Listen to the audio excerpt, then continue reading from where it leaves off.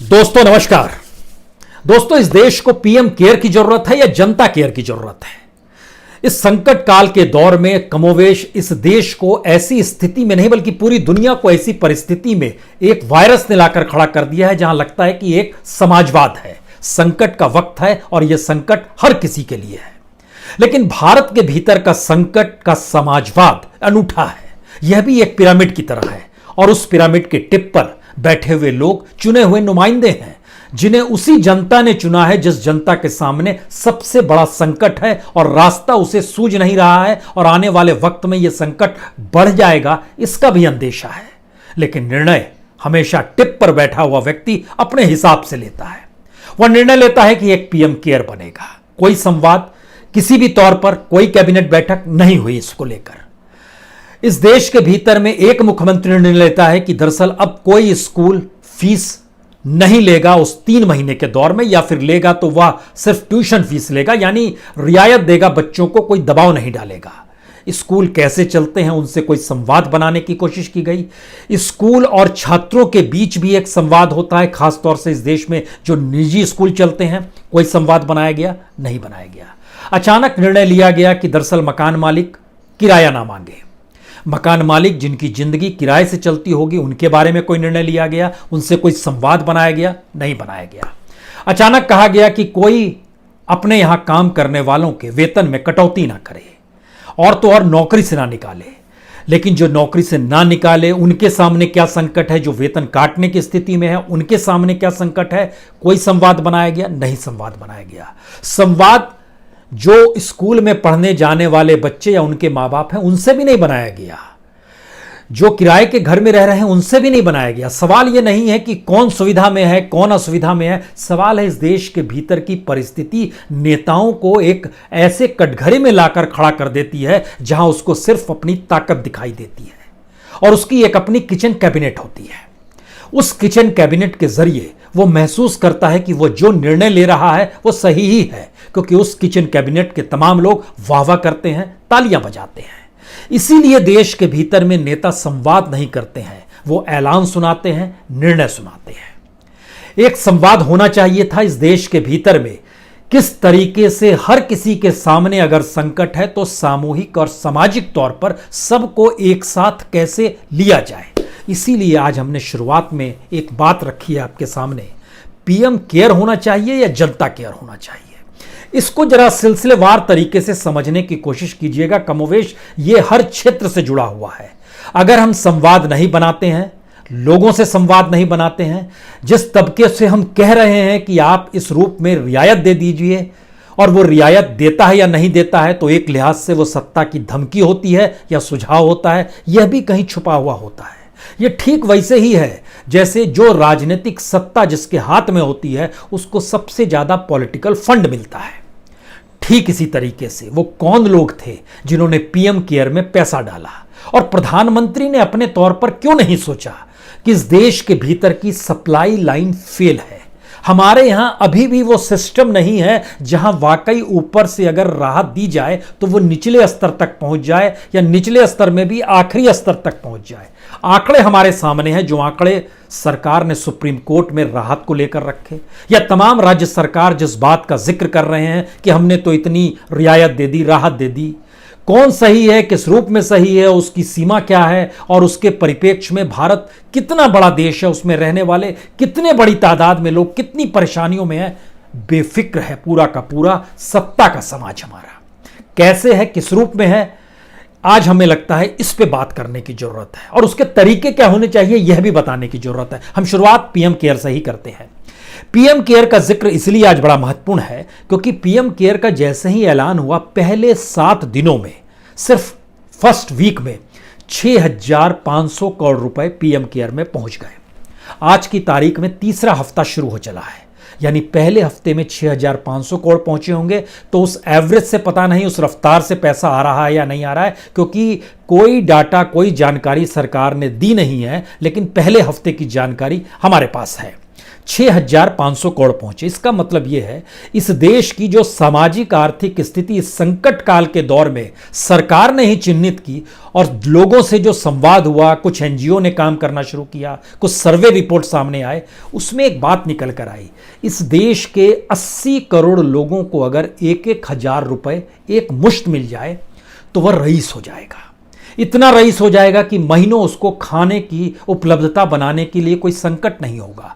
यानी इस देश की आर्थिक स्थिति इतनी बिगड़ी हुई है। और जब 6,500 करोड़ का हम जिक्र कर रहे हैं तो सोचिए, इसका सीधा मतलब है अगर 1,000 हर किसी को दे दिया जाए तो तकरीबन इस देश के 6.5 करोड़ लोगों के पास 1,000 रुपए पहुंच जाएंगे।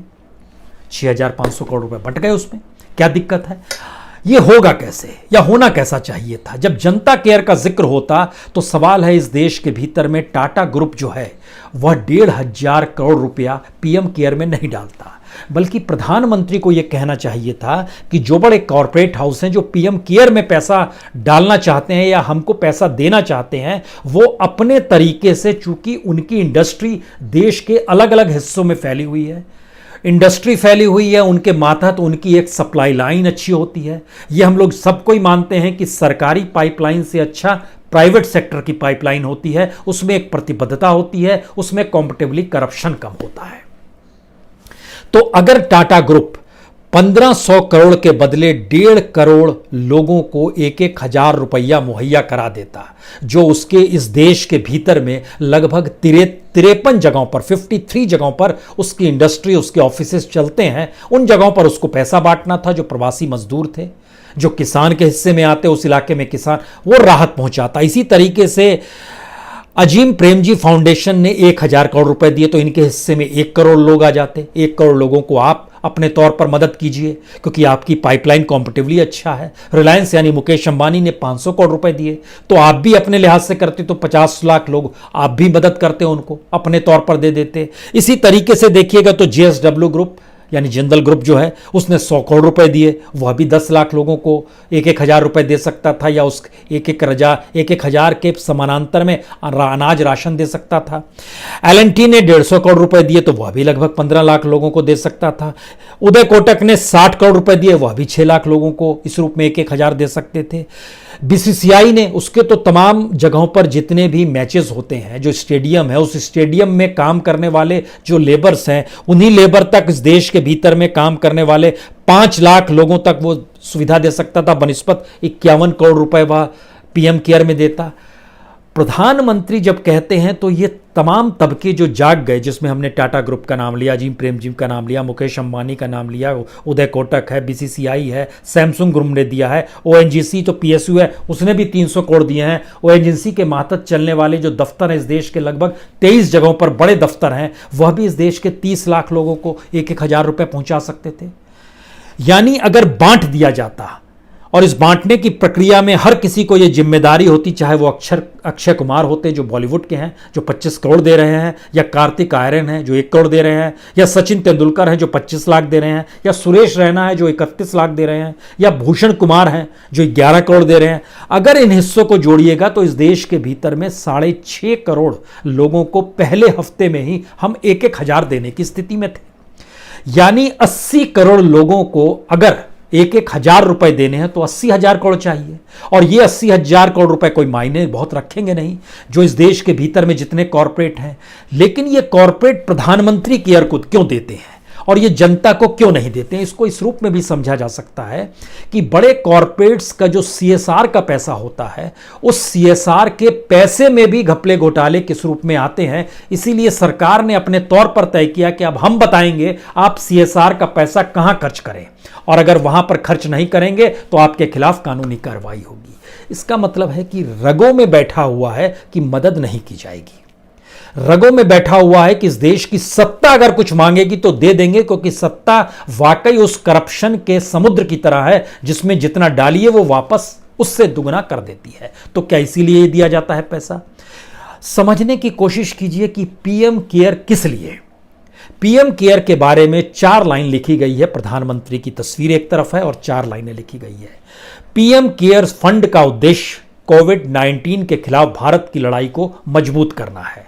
भारत सबसे बड़ी लड़ाई कौन सी लड़ रहा है? भारत लड़ रहा है राशन पहुंचाने की लड़ाई। भारत लड़ रहा है लोगों को घर तक पहुंचाने की लड़ाई। भारत लड़ रहा है किसी तरीके से सैनिटाइजर, मास्क, पीपीई या आइसोलेशन बेड की स्थिति आ जाए, यही लड़ाई लड़ रहा है। तो इस लड़ाई को मजबूत करने की दिशा में भारत के पास IMF का पैसा आएगा 2 बिलियन से ज़्यादा, 4 बिलियन आएगा। वर्ल्ड बैंक का पैसा आएगा 1 बिलियन। डेवलपमेंट बैंक एशियन जो है वह भी लगभग 2 बिलियन से ज़्यादा पैसा देने वाला है। वो इसीलिए देने वाला है आपको।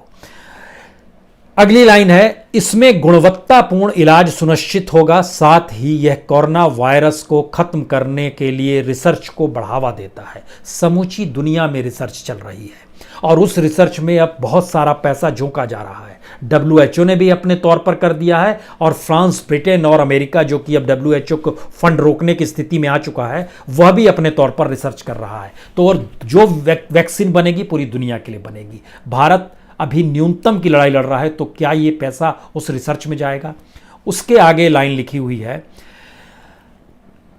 रिसर्च को बढ़ावा देने के लिए हर क्षेत्र के लोगों से PM केयर्स में सहयोग करने की अपील की गई है। आइए एकजुट होकर वर्तमान चुनौतियों का समाधान करें और भविष्य को सुरक्षित बनाएं। इसीलिए ये PM केयर फंड है। यानी इसमें जनता केयर नहीं है, इसमें रिसर्च है, इसमें हेल्थ सर्विस है और इसी दोनों के मद्देनजर ये PM केयर बनाया गया है, जो सरकार ने खुद बताया है कि इसका मकसद ये है। अब सवाल यह है कि अगर इस देश के भीतर की न्यूनतम लड़ाई लड़ने के दौरान भी आपके पास पाइपलाइन नहीं है और वो पाइपलाइन फेल्योर है, जो कि इंटरनेशनली माना गया है कि भारत की पाइपलाइन फेल्योर है, और इसके लिए हाल में एक NGO ने एक सर्वे भी किया है। उस सर्वे के जरिए ये बात सामने आई। ये स्टैंडर्ड वर्कर्स एक्शन नेटवर्क है, एक सर्वे किया गया। इसने जो सर्वे किया, इसने बड़ी मेहनत की, कई शहरों में जाकर 11,000 से ज़्यादा मजदूरों से बातचीत की। उसमें कुछ चीज़ें सामने निकल कर आई। उसमें जानकारी मिली कि लगभग 72% के पास 2 दिन से ज़्यादा का अनाज रहता ही नहीं है। जिंदगी जो चलती है उसमें 51% के पास तो 1 दिन का रहता है, और 30% ऐसे हैं जो लेते हैं और खाते हैं, पैसा मिलता है और खाते हैं। लेकिन उस 30% का भी जो आंकड़ा इस देश के भीतर में है, वहां तक भी हम राशन पहुंचा पाने की स्थिति में नहीं आ पाए हैं। इसका एक छोटा सा उदाहरण बिहार का आया है, जिसमें सरकार की तरफ से कहा गया, जो वहां के डिप्टी CM है सुशील मोदी, उन्होंने कहा कि हमने 10,11,473 मजदूरों को, जो देश के अलग अलग हिस्सों में भी फंसे हुए हैं, उनको 1-1 हजार रुपए पहुंचा दिए हैं।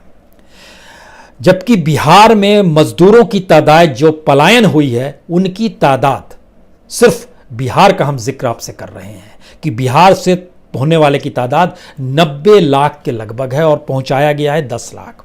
इसमें दिल्ली में फंसे 1,99,000 का डाटा दिया गया है, हरियाणा में 1,39,000 मजदूरों का डाटा दिया गया, महाराष्ट्र में 1,12,000 को डाटा दिया गया, गुजरात में 93,000 का डाटा दिया गया, उत्तर प्रदेश में बिहार के मजदूर फंसे हैं लगभग 81,000, उनका डाटा उन तक पहुंचा है। हर का जिक्र किया गया है, टोटल 10,11,000 का जिक्र है। सवाल है कि सारे बिहार, यूपी, मध्य प्रदेश, राजस्थान, पंजाब, इन सारे जगहों के अगर मजदूरों को मिला दीजिएगा और इन राज्य सरकारों ने जितना पैसा दिया है या पहुंचाने का दावा किया है, वह सिर्फ 12% बैठता है। यानी 88% मजदूरों के पास कुछ नहीं पहुंचा है, क्योंकि वह रजिस्टर्ड नहीं है। यह तुरंत का आंकड़ा है जो हमने आपको बताया।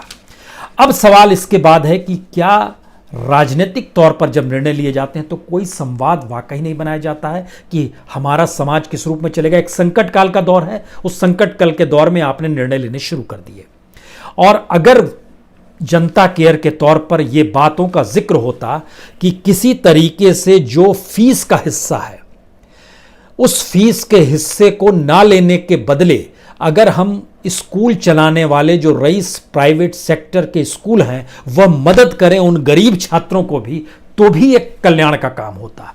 इसका मतलब है कि सरोकार कैसे बनाए जाते हैं और सबको साथ कैसे जोड़ा जाता है, इस देश में आज़ादी के बाद से किसी ने सीखा ही नहीं। महात्मा गांधी इस सरोकार को बनाते थे, लोगों को जोड़ते थे, और उस पूरे लोगों का दबाव अचानक झटके में ब्रिटिश गवर्नमेंट पे पड़ता था और पॉलिटिकल पार्टीज भी छोटी हो जाती थी, जनता बड़ी हो जाती थी। हम लोगों ने जनता को इतना छोटा कर दिया कि पॉलिटिकल पार्टीज उसके ऊपर है, लेकिन इस दौर में तो उस पॉलिटिकल पार्टी से भी निकलकर नेताओं का कद पॉलिटिकल पार्टी से भी बड़ा हो गया। तो जनता तो दब गई, जनता की तरफ कोई देखने वाला है नहीं, तो जनता केयर का जिक्र कैसे होगा। लेकिन सवाल इतना नहीं है, हम जब इस बात का जिक्र कर रहे हैं कि 1,000 रुपए भी अगर पहुंच जाते तो उसका मतलब क्या होता और किस रूप में होता, इसके लिए आपको एक चीज और जाननी होगी। ये चीज इसलिए जाननी चाहिए क्योंकि सरकार कितना देती है राशन दुकान के जरिए।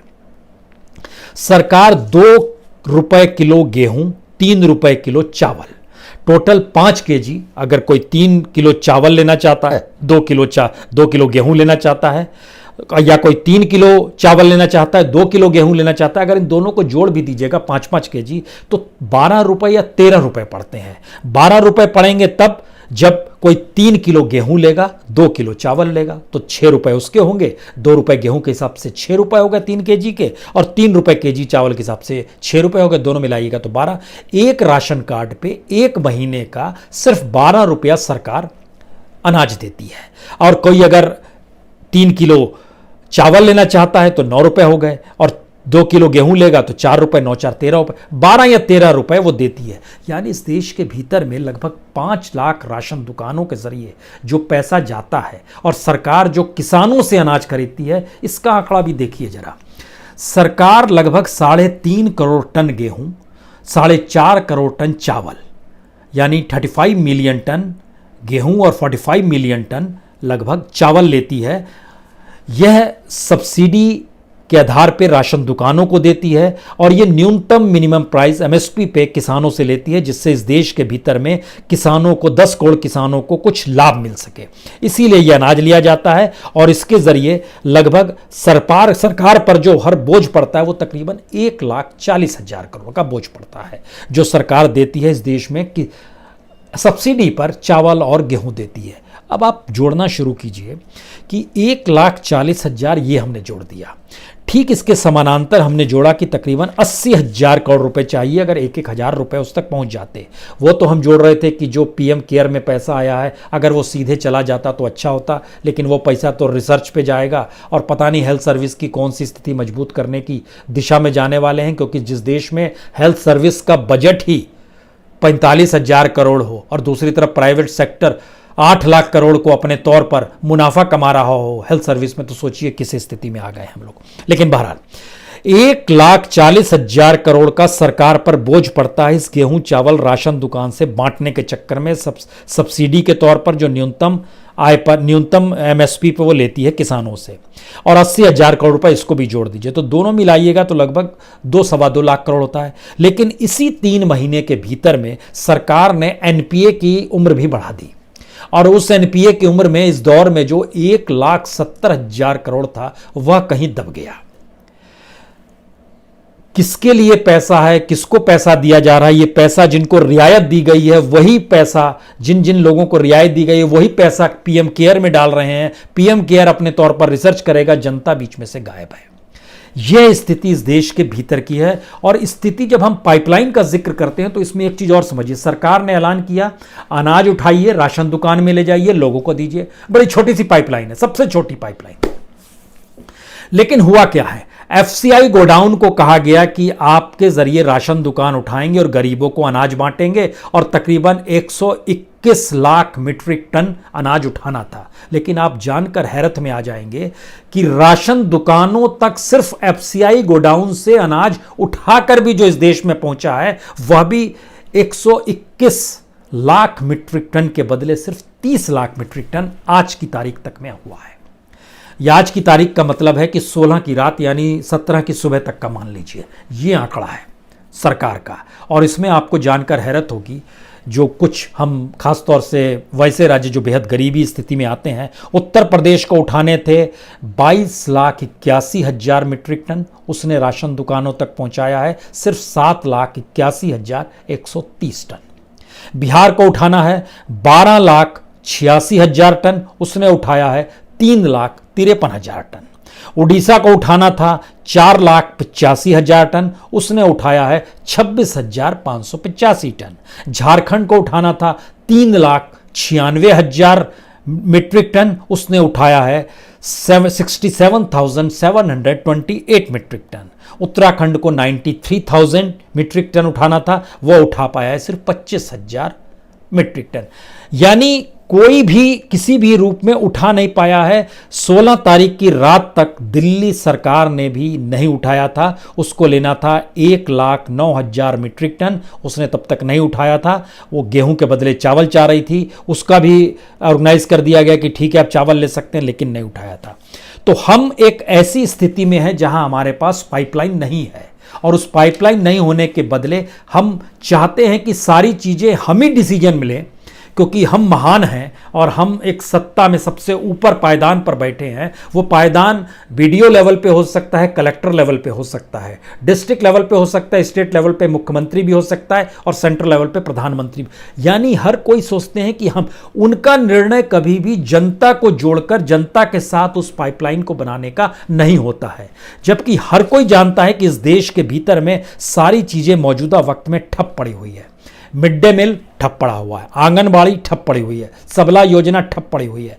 अब आप बताइए कि अगर आप जनता को जोड़ते तो इसका क्या क्या उपाय होता है? इसका बड़ा सीधा उपाय है। सरकार को चाहिए मौजूदा वक्त में, अब कल जैसे पूरे नॉर्थ इंडिया में पानी पड़ गया, फसल बर्बाद होने लगी, फसल की खरीद नहीं हो रही है, खरीद हो रही है तो सरकार ने जो सेंटर बनाए हैं वह फरीदाबाद का सेंटर 30 किलोमीटर दूर बना है, गाजियाबाद का सेंटर उससे 30 किलोमीटर दूर बना है। किसान कहां ले जाएगा, किस रूप में ले जाएगा? लॉकडाउन की स्थिति है, वो गाड़ियों की आवाजाही जब शुरू होगी तब तक फिर बरसात की स्थिति में और चीजें बिगड़ जाएंगी। करना क्या चाहिए था आपको? तो इसका तुरंत उपाय करना चाहिए था। कम से कम 1/4 या आधी रकम किसानों को दे देनी चाहिए कि हम आपसे जो अगली मुश्त में फसल खरीदेंगे या इस फसल को कटने के बाद लेंगे, उसकी रकम आप ले लीजिए, एमएसपी के हिसाब से हम आपसे इतना लेंगे। ये बांटा जा सकता था, नहीं बटेगा। इसमें क्यों लगाए कलेक्टर को, क्यों लगाए पंचायत अफसर को, क्यों लगाए बीडीओ को?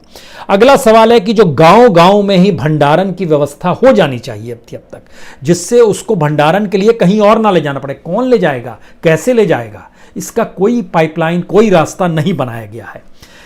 यानी आधी फसल या चौथाई के जो अग्रिम भुगतान कर देना चाहिए, गांव गांव में भंडारण देना चाहिए जिससे राहत योजनाओं का वो हिस्सा बने, क्योंकि आप तो मुफ्त अगले 3 महीने बांटने का ऐलान कर चुके हैं। तो भंडारण के जरिए आपको सिर्फ वहां पर नियुक्ति इस बात की करनी है कि जब मिड डे मील खुलेगा, जब आंगनबाड़ी खुलेगा, सबला योजना, आप चीजों को बांट सकते हैं। लेकिन हो क्या गया है कि संकट इस देश का सबसे बड़ा है कि हम लोग एक भौतिकवादी सोच में चले गए हैं। भौतिकवादी सोच का मतलब लालच होता है, भौतिकवादी सोच का मतलब मार्केट होता है, मुनाफा होता है, प्रॉफिट होता है। इसीलिए ध्यान दीजिए कि हम लोग उस रूप में इस देश को डेवलप नहीं कर पाते हैं जहां सारे लोगों का जमाव एक साथ हो और वो तय करे कि इस देश की जरूरत यह है। तब आपको यह कहने की जरूरत स्कूलों को नहीं पड़ती कि आप फीस नहीं लेंगे। मकान मालिक को एक संवाद और एक सहयोग बनता। 2-3 महीने के बाद मान लीजिए जिन्होंने फीस नहीं दी, स्कूल, प्राइवेट स्कूल जो चलते हैं या जो किराएदार रहते हैं, मकान मालिक ने उसके बाद उनको नोटिस देकर हटा दिया, तो आप क्या बचाने आएंगे? बॉम्बे जैसे शहर में जहां पर 1.5 लाख लोग 1.5 लाख रुपए देकर जो किराए पर रह रहे हैं, वो अपने घरों को बदलने की दिशा में जा रहे हैं, क्योंकि उन्हें पता है कि आने वाले वक्त में संकट गहराने वाला है। इस दौर में हालांकि सरकार ने अच्छा काम किया है, खास तौर से ध्यान दीजिए तो चीन पहली बार सरकार को समझ में आ रहा है कि उसकी विस्तारवादी नीति कल तक जमीन को लेकर थी तो अब कैपिटल को लेकर भी है, पूंजी को लेकर भी है, मार्केट को लेकर भी है। और इससे पहले जिस हम भौतिकवादी स्थितियों का जिक्र कर रहे थे, महात्मा गांधी इस स्थिति को समझते थे, इसीलिए वो बार बार भौतिक समाज से इतर एक सामूहिकता और सरोकार के समाज को डेवलप करने की कोशिश करते थे। वुहान भी क्या है, अगर वुहान के जरिए चीन ने दुनिया के बाजार पे कब्जा करने की सोची है तो वो प्रॉफिट बेस्ड है। अमेरिका क्या अपने तौर पर अपनी स्थितियों में नहीं सोचते रहा है? इस बात को लेकर क्या रशिया इनकार करेगा? इस बात को लेकर दुनिया का कोई भी देश इनकार करेगा कि वह उन परिस्थितियों में नहीं चला गया है? और जिस अच्छी बात का हम जिक्र कर रहे हैं उसमें जो विदेशी निवेश होता है, एफडीआई होता है, सरकार ने अब उस पर रिस्ट्रिक्शंस कुछ लगाए हैं कि जो चाइना खास तौर से भारत में घुस रहा है और भारत की इकोनॉमी जब डामाडोल हो जाएगी तो कहीं ईस्ट इंडिया कंपनी की तरह भारत गुलाम चाइना का ना हो जाए, यह एक सोच जागी है। और कहा गया है कि अब उन नियमों को कड़ा किया जा रहा है और सरकार से इजाजत लेनी होगी। अच्छी बात है, लेकिन हुआ क्या है यह भी जान लीजिए। जो HDFC है उसके शेयर्स 2,499 जो जनवरी में थे वो अप्रैल में आते आते 1,701 पर आ गए। HDFC एक लिहाज से सबसे मजबूत बैंकों में भारत में आता है, प्राइवेट सेक्टर के बैंकों में भी, पब्लिक सेक्टर की तुलना में भी। उसके लगभग शेयर्स जो थे 1,74,92,909 शेयर चाइना ने खरीद लिए। ये टोटल उस कंपनी के पूरे हिस्सेदारी का 1.1% होता है। सरकार चौंक गई, लेकिन सवाल है सरकार चौंकी या बहरे, लेकिन सच यह है कि भारत के भीतर के जो स्टार्टअप्स हैं उसमें तकरीबन 400 करोड़ डॉलर, 4 अरब डॉलर, और इसको अगर रुपए में कन्वर्ट कीजिएगा तो 30,708 करोड़ रुपए चाइना ऑलरेडी स्टार्टअप में लगा चुका है। भारत के भीतर में जो 30 यूनिकॉर्न जो चल रहे हैं उसमें से लगभग 20 में चीन मदद कर रहा है। लगभग 11.1 बिलियन का ये पूरा डॉलर का जो हिस्सा है, इसको इस रूप में भी समझिए कि वॉलमार्ट ने जब फ्लिपकार्ट को खरीदा तो उसमें भी चीन ने अपनी पूंजी लगाई थी तकरीबन 1 बिलियन डॉलर। उसके लिहाज से मानिए तो 7,653 करोड़ रुपए। चाइना लगातार घुस रहा है। जो हमारे यहाँ पूरा ई कॉमर्स चल रहा है उसमें चाइना की जबरदस्त हिस्सेदारी है। और चीन की FDI जो है उसका जो आंकड़ा हमारे सामने, अगर सिर्फ आपने HDFC छोड़ भी दीजिए तो पिछले दिसंबर से लेकर अप्रैल के बीच में जो क्राइसिस का दौर था उसमें तकरीबन उसने 14,864 करोड़ रुपए FDI भारत के बाजार में लगाए हैं।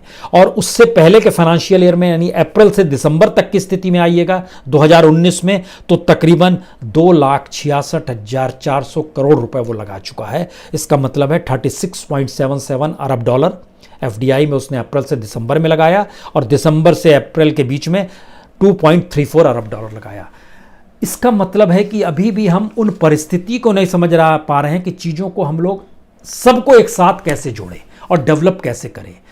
मान लिया जाता है कि जो मंत्री है, नेता है, सत्ता में बैठे हुए लोग हैं, वो अपने तौर पर अगर श्रेष्ठ निर्णय ले रहे हैं, इसीलिए शायद कोई संवाद हो नहीं पा रहा है। समाज के भीतर एक टकराव है और यही वो टकराव है जो लॉकडाउन के बाद डराने वाला हो सकता है।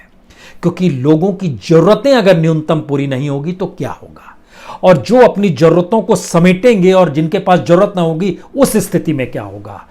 पुलिस के आधार पे लॉकडाउन भारत में सिर्फ किया गया है। दुनिया के किसी देश में ऐसा लॉकडाउन आपको नहीं मिलेगा जहां पर न्यूनतम जरूरतें तक नहीं दी जा रही है और लॉकडाउन है। तमाम दुनिया के देशों में न्यूनतम जरूरत पैकेज के तौर पर हर चीज उपलब्ध कराई गई है, लेकिन भारत की स्थिति GDP के भी 1-1.5% के आगे पैकेज का निकल नहीं पा रहा है। दुनिया का एवरेज लगभग 12% आता है जो पैकेज दे रहे हैं।